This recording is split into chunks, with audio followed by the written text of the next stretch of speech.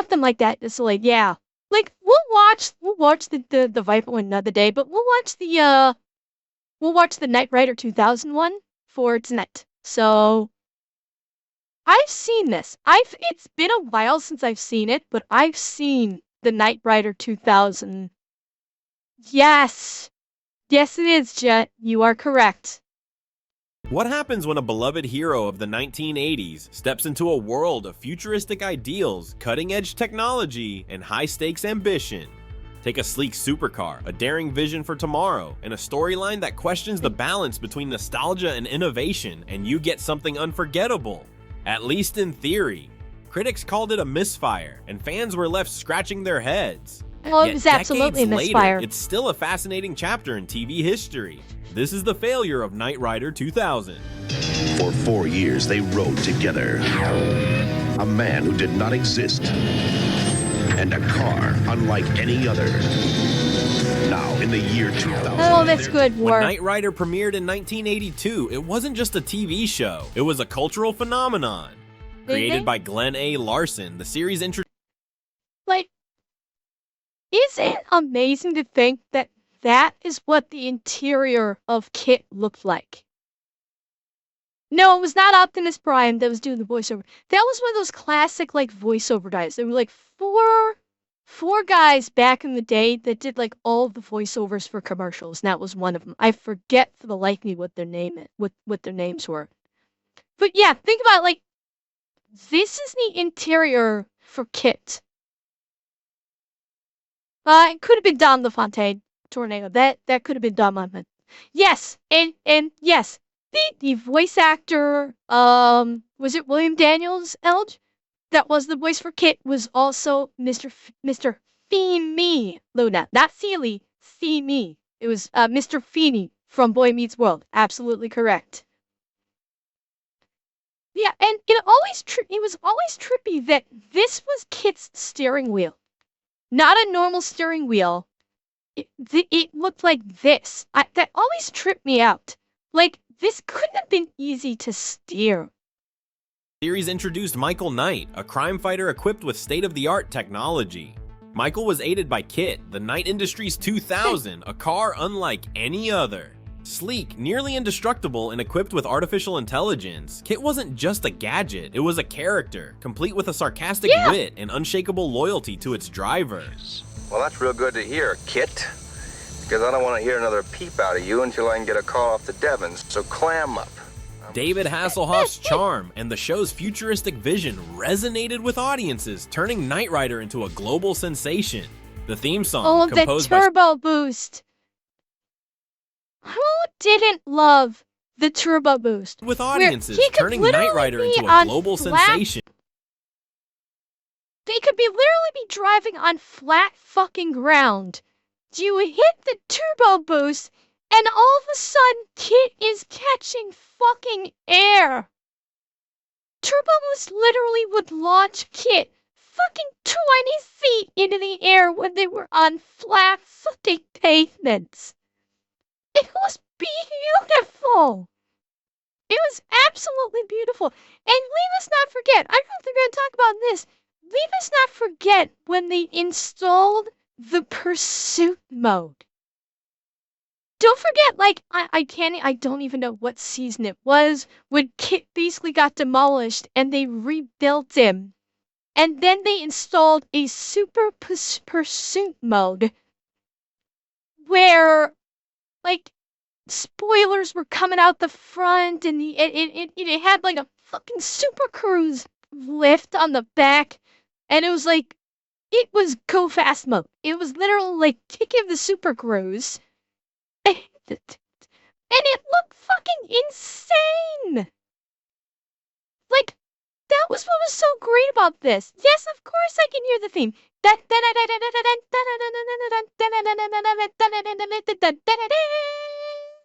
Yes, of course I can hear the theme in my head. It's one of those recognizable themes in the world. The theme song, composed by Stu Phillips and William Daniels' iconic voice work as Kit elevated the series, cementing Phillips and William Daniels' iconic voice work as... William, did you say William Daniels earlier? Did someone call that correctly? William Daniels as the voice of Kit? I can't remember if that was the name that was given. Oh, yeah, okay, Alex, you did say William Daniels. I remembered William, I couldn't remember the names. Okay. Kit elevated the series, cementing its place in television history. Fans fell in love with the show's high-stakes chases, its groundbreaking car stunts, and the chemistry between Hasselhoff and his automotive co-star. Merchandise, fan clubs, and international reruns have kept the series alive even after its 4-season run ended in 1986. Fans never stopped clamoring. Okay, Big Dog, let's be honest. 80s TV was built on a certain nose candy. Okay, that is what was the foundation of 80s TV. Okay, let's not fuck with it. And it was glorious. And it was all the more glorious because of it. For a revival, and David Hasselhoff, fully aware of the show's enduring popularity, advocated for its return. Audiences often asked him about new episodes and the possibility of a revival, but convincing executives proved challenging. Many claimed there was no appetite for more Knight Rider, yet Hasselhoff remained determined to keep the dream alive. Hasselhoff's persistence paid off when he encountered Brandon Tartikoff, a former NBC executive, at a mall. Okay, After I an remember enthusiastic pitch and support from Tartikoff's wife, Universal Studios soon greenlit the project. The original concept for the movie adhered closely to the series' legacy. Michael Knight, Devin Miles, and Kit were central to the story, working under the foundation for law and government. The script revealed that Flag had relocated from its familiar mansion headquarters to a sleek glass monolith resembling the cryonic prison later seen in the final version of the movie. Devin returned to Flag after years in Moscow, where he had been overseeing the construction of a new facility. Upon his return, Devin discovered significant changes within the organization.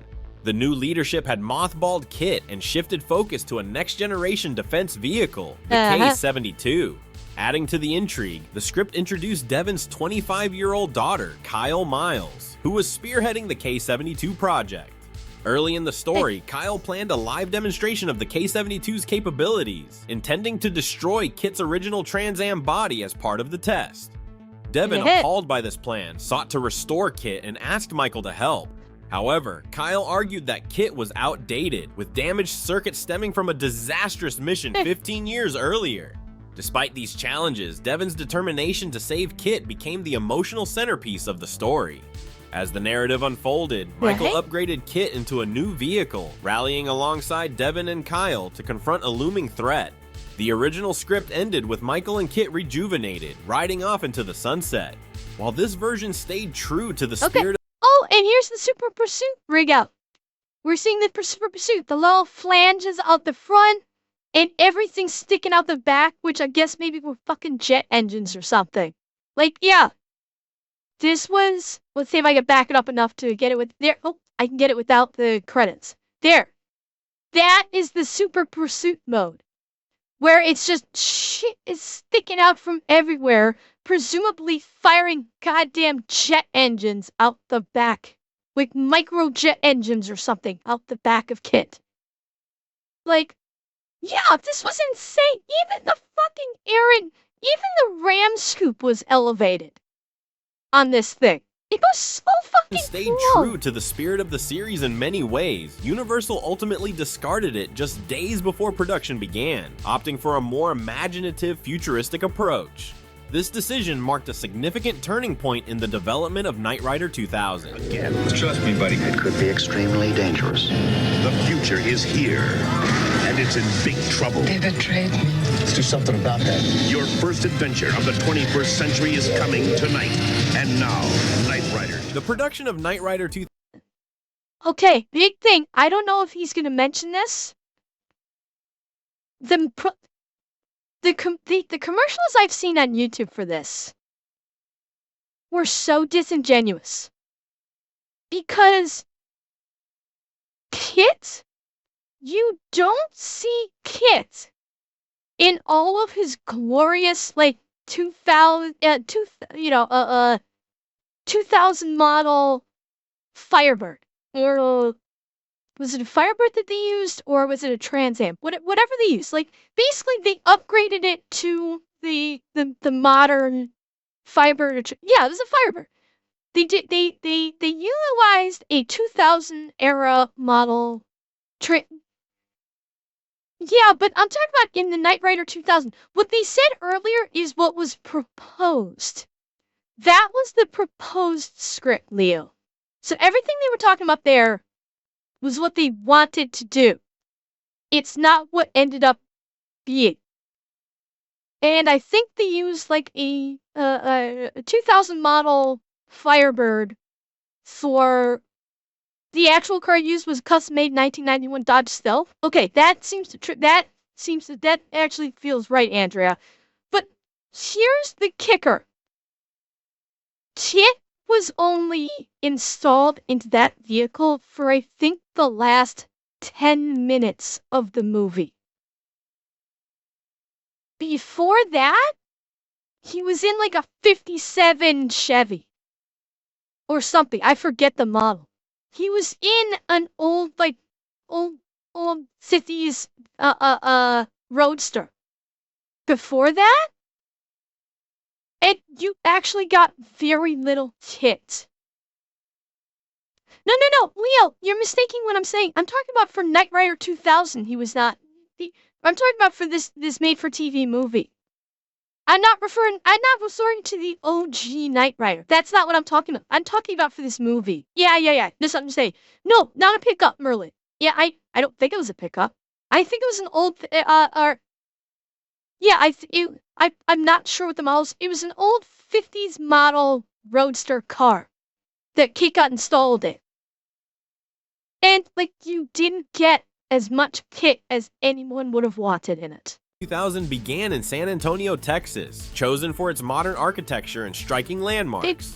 However, filming outside of Hollywood introduced logistical challenges, including securing permits and adapting to unfamiliar terrain. The Knight 4000 or KIFT, Okay, so this is a modded up Dodge Stealth, Andrea? That looks like a 2000. That looks like a modded up 2000 Firebird. That 100% looks like a Firebird.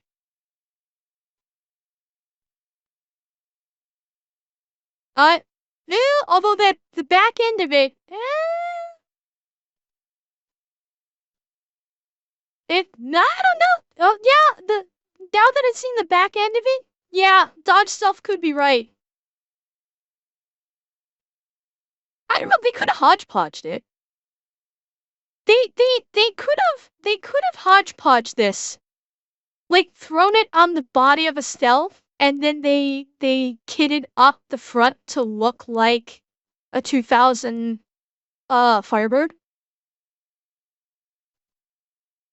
Yeah, but the wing wasn't of this style. It didn't. I don't think the 2000 Firebird had this style of wing. It definitely didn't have this. I don't think it had this back end. It wasn't. I don't think it was sloped like this, was it?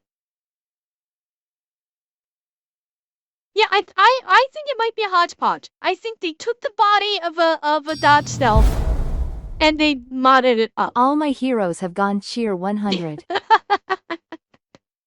Or KIFT, intended to be Kit's high-tech successor, became one of the production's most polarizing. There it is, right there. This is the car that Kit spent the majority of the movie in. Like Kit was only in the movie for Kit was only in like half the movie, and he spent the majority of the time installed in this vehicle. Yep. Is it a Bel Air? Okay. Challenges, including securing permits and adapting to unfamiliar terrain. The Knight 4000 or KIFT, intended to be Kit's high-tech successor, became one of the production's most polarizing elements. Initially, the team hoped to use the Pontiac Banshee 4 concept car, but that... Okay, that's explaining a lot with the back end, with the spoiler. That explains why they did the spoiler like that. They wanted to use this concept. Okay. Didn't come to fruition and led them to commission J. Orberg's Star Cars to modify a 1991 Dodge Stealth. Orberg's team created several versions of the vehicle, including a fully... So they did take the Dodge Stealth as the base. They changed up the front to look like they changed up the front to look like the Firebird. And then they threw that Pontiac wing spoiler from the concept car. So yeah, it was a hodgepodge with the Stealth being the base. Versions of the vehicle, including a fully functional hero car, a stunt car for high-intensity sequences, an insert car for interior shots, and a boat car capable of navigating water scenes. The Knight 4000's amphibious capabilities and futuristic dashboard were impressive technical achievements, but its design failed to capture the sleek, iconic appeal of KITT's original Trans Am. Yeah, David Hasselhoff's involvement in the project was crucial, but limited by his commitments to Baywatch. As a result, Michael Knight's role was scaled back, and the narrative shifted focus to new characters, particularly Officer Sean McCormick, played by Susan Norman. McCormick's storyline revolved around her recovery from a near-fatal injury with the help of a brain implant. This plotline aimed to explore the implications of advanced technology, but okay, what they're not saying, I don't know if he's going to say it, the plot involving her hinged around the fact that okay, basic concept, quick and dirty. She's a cop. In the modern day of this movie, firearms are flat out outlawed. Even the police do not carry firearms. They carry what amounts to their version of tasers. That was their primary firearm. She gets shot by an actual firearm from a bad guy. I think she actually gets shot in the head. But she survives. And yeah, as part of her brain surgery, they install one of KITT's microchips into her brain as part of the surgery. And that's why she became integral to the story, because KITT, once she was all put together, could not fully operate without her being in the fucking car.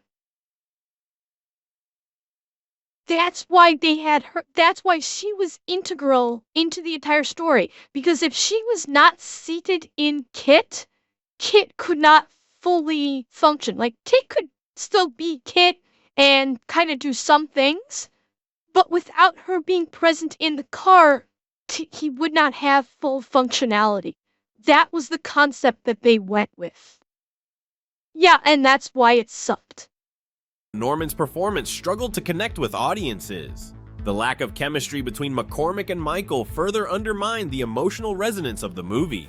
The plot of Knight Rider 2000 marked a significant departure from the tone and themes of the original series. Its darker, dystopian vision was evident in its depiction of a society where handguns were outlawed and cryonic prisons were the norm. While these speculative elements reflected contemporary concerns about technology and law enforcement, they clashed with the it's in a way that it kind of did, except she had to be close. I suspect, I get the feeling that behind the scenes, David Hasselhoff was not, like, if this actually took off, if the show actually took off and became a series, I don't think Hasselhoff would have been around much. I think they were setting it up for, where'd she go?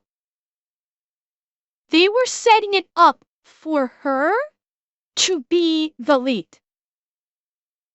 Because she was integral to KITT operating at full capacity. So I think that they were going to basically use Hoff to jump off this new series, and shortly afterwards they were going to either have him depart the show or kill off the character, and she was going to take his place. And reason. Thank you for 6 months of tier 3. Thank you so very much. Oh my god. Thank you. Holy shit. Raven, please tell me that's how you can do that. You know I worry about you being able to do that. Craven, promise me you didn't just overtax yourself. You know how much I really worry about you with that. Tell me you did not. Tell me you're okay. Please. I get so worried when you do stuff like that. Oh God, please tell me he didn't. I worry so much about him. Damn it, he's such a rant. Oh, Craven, think. Oh. Okay, Craven, just remember, I want you to take care of yourself first. Okay, I really appreciate it. I really do. Please just always remember to take care of yourself first, okay? Please, I love you, but I want you to be, I want you to take care of yourself first. I am fine. But I really do appreciate it. Thank you so very much. The adventurous optimism that had defined Knight Rider in the 1980s. Thomas J. Watts, the movie's antagonist, epitomized this tonal shift. A former police officer turned assassin, Watts exploited the. So you're telling me the only two things people cared about in the series were not in the movie much cheer 100? No, Raven, Michael Knight was in a substantial part of the movie. He was. David Hasselhoff was in a very big chunk of the movie. He was still the lead, but Kit was not. And they hamstrung Kit by first putting him into an old 50s car, so he couldn't be Kit. And they also hamstrung Kit by saying this girl had to be in physical contact with him to operate at full capacity. So, yeah, that. Knight Rider in the 1980s. Thomas J. Watts, the movie's antagonist, epitomized this tonal shift. A former police officer turned assassin, Watts exploited the cryonic prison system to further his criminal agenda. But his character lacked the straightforward villainy that had made Knight Rider antagonists so compelling. Kit's diminished role in the narrative was another point of contention. Kit's AI was removed from its iconic Trans Am body and temporarily housed in a 1957 Chevrolet Bel Air. Okay, I got the 57 Chevy part right. I forget who in chat said that it was a 57 Bel Air. We were both right. Yeah.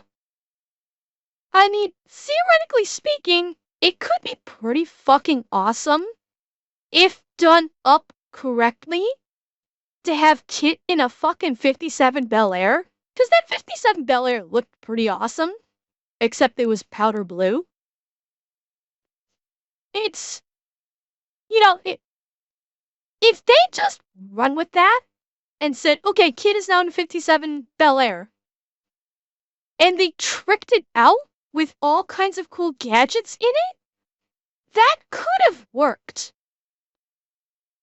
Like, I actually could kind of get behind that. It would be pretty fucking cool for Kit to just be in a 57 Bel Air. But they did. It was a temporary thing, and then they put him in that fucking mock-up thing. Well, why they went with the 57 Bel Air instead of, you know, a 69 Charger, God only knows, beats. Kit in a fit, probably because people would have been like, why did you take Kit out of this fucking badass 69 Charger and stick him in this dog shit Kit car? Or a GTO, yeah. Like, and I think that's why. If in this movie they'd taken Kit and put him into either Charger or GTO or some badass fucking muscle car, and then put him into their bullshit, ugly-ass Kit car, that would piss even more people off. I don't know if I have a dream car. I would say I would like to see Kit, if I'm talking about an old school car, I would like to see Kit in, I think he would be awesome if Kit got put into a 60s, 67 Mustang Shelby DT500 Cobra. Which, yeah, that one Falcon. Yeah, the 67 Shelby. Yeah, I think that would be awesome if they installed Kit into a Shelby. Or if we're looking at a more modern car, modern day Dodge Challenger. I think if they put Kit into a modern day Challenger, that could also be awesome. I think the Challenger would be a really good look for a Knight Rider car. Better than the Mustang. Better than the modern day Mustang that they picked. If they did the 67, I think it would be cool. In the modern day Mustang, Kit would look far better in a Challenger than a modern Mustang. Fans saw it. You brought back old memories. Thank you, cheer 100, cheer You're 100. welcome. You're welcome, Gray Walsh. That's kind of the fun of doing these. As a betrayal of Kit's identity. The eventual integration of his AI into the Knight 4000 felt rushed, and the absence of familiar features like the original voice box, ski mode, and turbo boost were sorely missed. Kit's back with a new century and a brand new adventure. Switch to virtual reality. With the latest technology. When Knight Rider 2000 aired on May 19th, 1991, it garnered strong ratings, fueled by the curiosity of its devoted fan base. However, the critical response was lukewarm. Many reviewers criticized the movie for straying too far from the original series formula, while fans lamented the loss of the core elements that had made Knight Rider special. The decision to kill off Devin Miles, Edward Mulhare's iconic character, drew criticism. Susan Norman's performance as Sean McCormick also drew criticism, with many viewers finding her character unconvincing as a potential lead for a new series. The Knight 4000 was disappointing despite the production team's dedication to innovation. Meanwhile, David Hasselhoff's performance provided a nostalgic anchor, reminding audiences of the magic that had defined the original series. Ultimately, Knight Rider 2000 failed because it strayed too far from the elements that made the original series a success. By sidelining the iconic partnership between Michael and Kit and focusing on speculative science fiction, the movie alienated its core audience. Fans expected the thrilling, action-packed adventures and beloved features like Turbo Boost and Ski Mode, but these hallmarks of the show were absent, reducing Kit to a shadow of its former self. The movie's inconsistent tone and lack of compelling character development left audiences disconnected. In the end, Knight Rider 2000 failed to deliver what fans loved about the original, sealing its fate as a disappointing follow-up. So can sentimentality and innovation coexist, or do they risk undoing a heritage? The answer lies in how well creators balance honoring the past while embracing the future.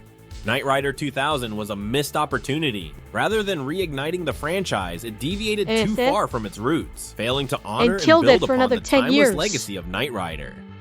Thanks for watching, and don't forget to subscribe for more awesome content. Yeah, I mean, Knight Rider he was such a... biggest problem they had was that Kit was only in the show or the movie for the last quarter of it. And in his new body, the quasi-Trans Am, but not really, for like the last 10 minutes of the movie. So yeah, they